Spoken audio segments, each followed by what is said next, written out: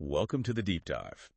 Today we are cracking open a true gem of American musical theater, a song that feels so effortless in its wit and charm. Yeah, absolutely. We're talking about Cole Porter's classic You're the Top. From Anything Goes, of course. Yeah. And we're doing this based on, well, the material you've shared with us. Exactly. And this isn't just about, humming the tune. Our source really digs into how Porter crafted it. Right. And maybe more importantly, why it's such a knockout. It really focuses on that magic that happens when his words meet his music. That's it. So our mission for this deep dive, really, is to kind of get a shortcut to understanding Porter's genius. Using our source to see how he weaves those amazing lyrics and that sophisticated music together Into something truly unforgettable. Okay, let's jump in. Great. So our source starts right where you might expect with that age-old question people always ask great songwriters. Like Kern, Sondheim, Porter. Exactly. Which comes first, the music or the lyrics? The eternal chicken or egg for songwriters. And our source has this great anecdote from a 1955 interview. Oh, yeah. Porter himself brings it up. He'd been talking about, his dogs and how he hated opening nights. Yeah. Apparently he'd just go to sleep.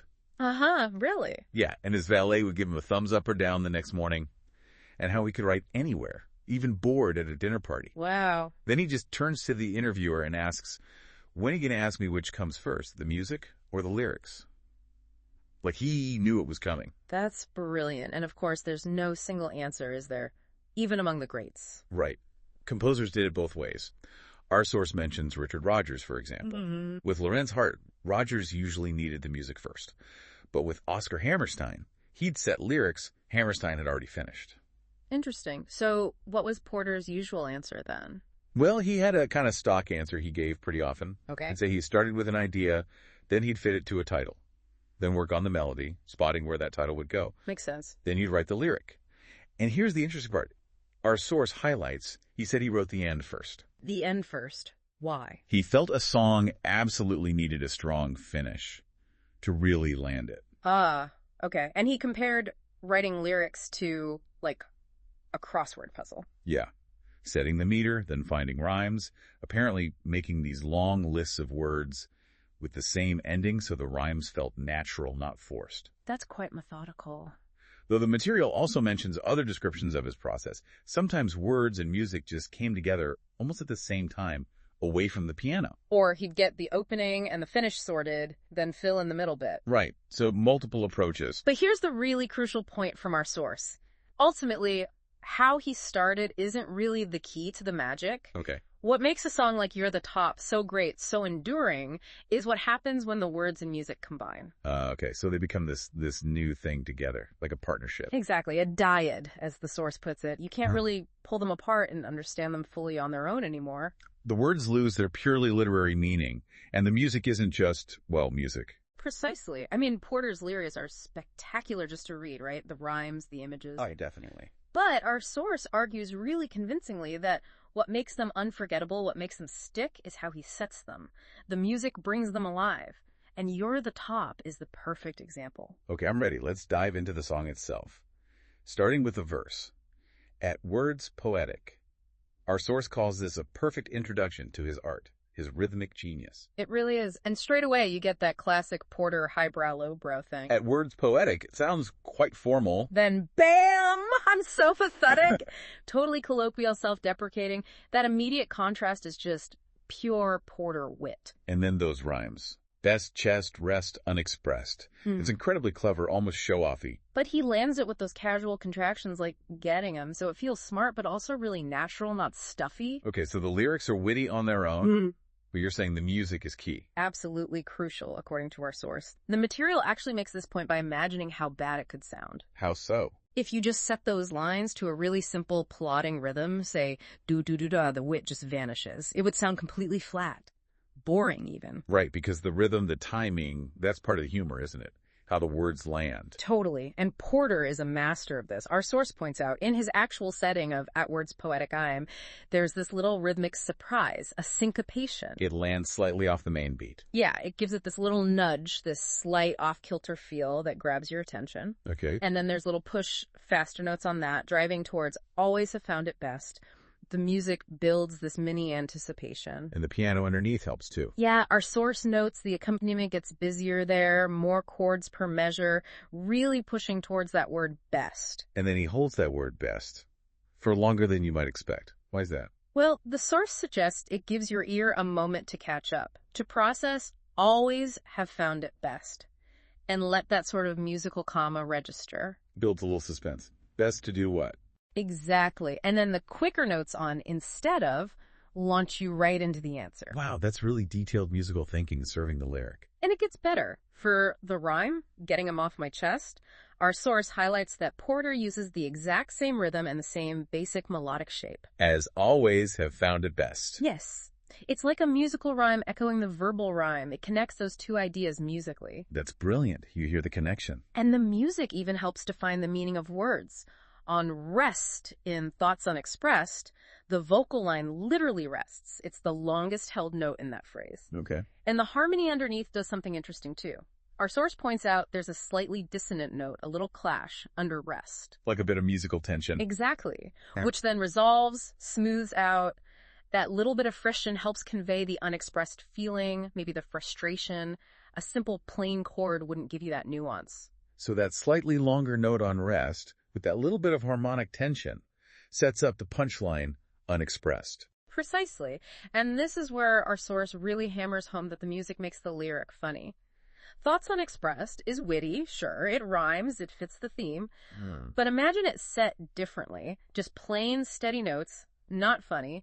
Add a bit of syncopation, okay, maybe slightly funnier. So what does Porter do? He uses that rhythmic syncopation, and he uses that little bit of harmonic dissonance we mentioned, that slightly off note right on unexpressed. It's that combination, the rhyme, the rhythm, and that little musical ouch that gives the punchline its perfect witty sting. Yeah. The music is doing so much of the comedic work. It's like he's composing the joke musically, not just setting the words. That's that dyad, right? Music and lyrics inseparable. And our source shows how he sets up a pattern with this first part of the verse. And then, being Porter, he plays with the pattern. You got it. He starts the next line, but if this ditty, as if he's going to repeat the rhythm of the first line. Okay. But then on the words miss a bar, the melody musically misses the bar. It leaps higher than you expect based on the previous shape. So the music acts out the words, miss a bar. That's clever. And that leap, that missing the bar, also moves the harmony into a minor key, a more serious sound. Again, music and lyrics tightly linked. Wow. And then he ends the verse with another one of those witty internal rhymes. Yes, classic highbrow, lowbrow again. But if this ditty is not so pretty... Ditty and pretty. And our source points out something special about how he sets those. He uses the identical melody for both ditty and pretty, same notes. Okay. But the harmony underneath changes beautifully. For ditty, it's minor, matching the self-deprecation. For pretty, it shifts to major. Instead of just repeating the same chords. Exactly. That harmonic shift gives it depth, makes the second one feel different, pushes the music forward towards the chorus. It's really sophisticated. Subtle, but effective. And the very, very end of the verse, to tell you just how great you are. Yeah, that's interesting too. It doesn't do a big, obvious leap up to signal the chorus. It's a slightly more unusual leap, a bit dissonant maybe, Sure. Little twist. Keeping you on your toes. And right after that, our source flags up a little piano figure, just a few notes. Sounds like a connector, maybe just decoration, but it turns out to be crucial musical material that he develops later in the song. So keep that little piano bit in mind. Okay, noted.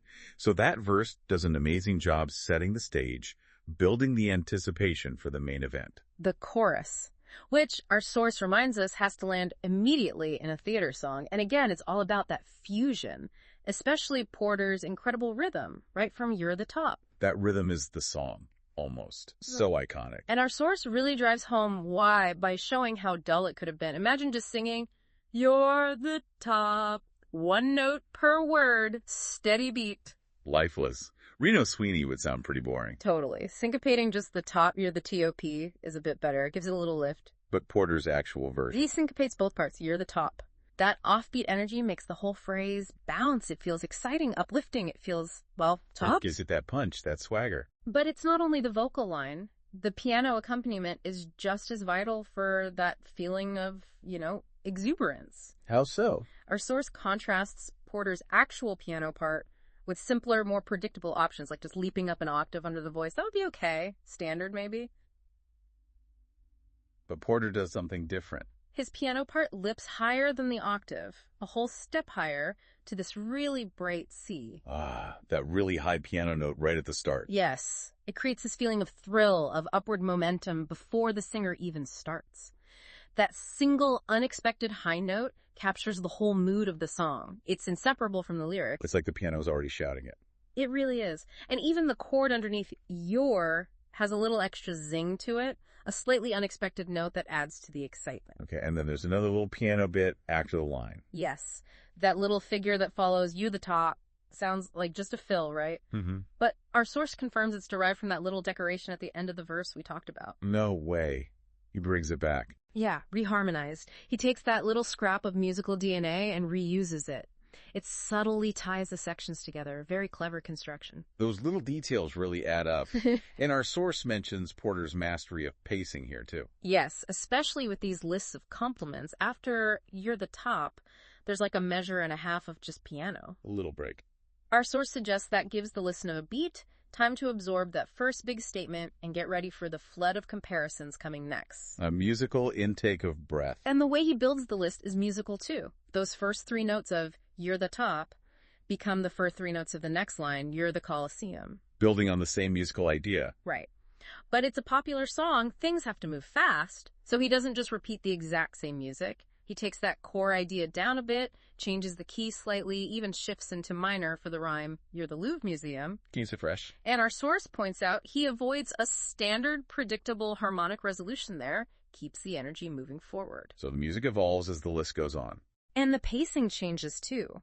The material notes how the first part, with those piano breaks, feels a bit more deliberate. Then, in the next section, the images start coming faster, and the music reflects that buildup of excitement. Right. That core three-note figure pops up again, still lower, for "you're a melody." Leading into "from a symphony." And the setting for that is just beautiful. That five-note phrase immediately gets sequenced higher like an upward sweep, and the accompaniment adds these gorgeous, slightly delayed notes. Suspensions, musicians call them. Suspensions, okay. Like notes that hang there. Exactly. They create this lovely, brief tension that then resolves. It gives the line this elegant, almost classical feel, perfect for a lyric about a symphony. That's a great detail. And now we're building to the big chorus punchline. Yes. Classic Porter. Highbrow meets lowbrow again. Our source uses a really effective three-step comparison here. Okay. Step 1, the lyrics. "You're a Bendel bonnet, a Shakespeare sonnet." Witty pairing, right? Mm-hmm. Fashion and high literature. But step 2, imagine setting that with a really flat rhythm and just repeating the same boring harmony for both lines. Kills it. The bonnet and the sonnet sound the same musically. Yeah. No distinction. Exactly. Step 3, Porter's version. He uses the same basic rhythm and melody shape for both, but he reharmonizes it. How? He sets Bendel bonnet in a minor key, then shifts to major for Shakespeare sonnet. Why does that simple shift matter so much? It does a few things. It pushes the musical story forward, it gives each image its own little musical flavor, and crucially, it sets up the real punchline perfectly. Which is, "You're Mickey Mouse." The ultimate contrast after the bonnet and the sonnet.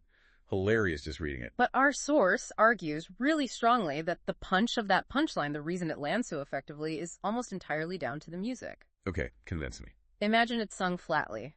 "You're Mickey Mouse." Low note, steady rhythm. Yeah. Falls completely flat, right? No impact. Okay, No. syncopated a bit. "You're Mickey Mouse." Slightly better, bit more energy. But Porter's version. Porter syncopates the upbeat leading into the word Mick. And then after the slightly lower notes for the bonnet and sonnet, the melody leaps way up to a high F, often the highest note the singer hits in the whole song, right on MAC. That high note. I can hear it now. That leap is the musical equivalent of an exclamation point, maybe even bold underlined caps. Combined with the syncopation after that buildup, it makes the arrival of Mickey Mouse completely irresistible and incredibly funny. Wow. So the high note is the musical punchline. It just wouldn't be the same without it. Not even close. It's that perfect storm of rhythm, harmony, melody, and lyric, all driving towards that single hilarious moment. Amazing. So thinking about the overall song structure, our source mentions typical song forms of that era, like AABA. Right. But You're the Top is simpler, more like a two-part form. And our source suggests that makes sense because the song is really focused on one core idea, that list of superlatives. It doesn't really need a contrasting B section with different music. Oh, exactly. The second half of the chorus just kind of picks up where the first half left off, continuing the list. Although the source does note some subtle harmonic changes later on, like under Mona Lisa. Yeah, he keeps tweaking things. But the big musical shift happens when the lyrical focus changes. From you to I. Exactly. The whole song is you're this, you're that, and then suddenly, I'm a worthless check, a total wreck, a flop. Complete change in tone and imagery. From positives to negatives. And the music changes just as dramatically. The rhythm becomes different, the harmony gets darker, the vocal line changes to match that self-pity. Right. And listen to where flop lands musically. Our source points out it's often a step higher than you might expect, and the piano gives a sharp little chord underneath, like a musical exclamation point emphasizing the failure. The music really underlines that feeling of being a flop. It totally captures it. But Porter, being Porter, doesn't just leave it there. He invents this brilliant final phrase to tie it all together. Having established you're the top, I'm the bottom. He gives us that wonderfully syncopated, self-deprecating line. But if, baby, I'm the bottom, you're the top. And that final, you're the top. He says that really high again, doesn't he? Right up there. Often on a high E-flat, literally the top of the singer's comfortable range, and the highest point in the song's melody. The music makes the meaning literal. You are the top, musically. And even then, the instrumental wit continues. Remember that little piano fill from the end of the verse? The one you told me to remember? He brings it back again right at the very end. Uses the same notes, but reharmonized and played way up high like a final, sparkling little comet. That's fantastic, tying it all together. And the very, very last chord isn't just a simple thud on the beat. Our source notes it's a slightly delayed resolution. The harmony hangs for just a fraction of a second before settling. Adds a final touch of elegance. It really does. It all comes back to that idea our source mentions, something Porter apparently learned from a teacher. Dr. Abercrombie. That words and music need to be inseparably wedded. And our source really makes the case that while Porter's lyrics are dazzling on their own, yeah, they're legendary, we miss a whole layer of genius if we don't appreciate how his sophisticated music, the harmony, the melody, the rhythm, is what actually makes those lyrics land with such brilliance and humor. It's not just accompaniment. It's integral to the effect. The music makes You're the Top funny, not just witty, as our source showed with those what-if examples. Right. Those flat versions really highlighted what Porter achieved. And the material also touches on how songs moved around in Porter's shows. You're the Top was a smash and Anything Goes, obviously. Well, songs weren't always fixed to one show. No, especially in revivals. Our source mentions the 1962 Anything Goes revival brought in songs he wrote for totally different shows. Like Take Me Back to Manhattan, It's the Lovely, Friendship, Let's Misbehave, all popped into Anything Goes. Which highlights a difference between Porter's era and musicals after, say, Oklahoma. Post-Oklahoma, songs tended to grow very specifically out of the plot and character at that exact moment. Whereas Porter's songs often grew more out of universal life situations, falling in love, feeling blue, celebrating something, being witty about the world. taking those big human emotions. Love, loss, yearning, regret, joy, and treating them with this incredible sophistication, grace, and wit. Transporting us to this charming world. Exactly. So even if the plots of some of his shows feel a bit, dated now, Right. the core emotions in the songs are timeless. They still connect. As long as people fall in love or feel down or want to be clever, Porter's songs will resonate. This deep dive, using our source, really has illuminated that power of the inseparable dyad, as you called it. Music and lyrics working as one. Especially in a masterpiece like You're the Top. Yeah, hopefully this gives you listening a new angle, maybe not just on this song, but on others too. Yeah. How the music shapes the words. Thinking about how much the music contributes to the feeling, the humor, the whole package. It definitely makes you think. If you consider how deeply intertwined the music and lyrics are in a truly great song like this, what other songs spring to mind for you where the music feels just as essential to the wit or the emotion as the words themselves? That's a great question to ponder. Something to listen out for. Well, thank you for sharing the source material that allowed us to take this fascinating deep dive today.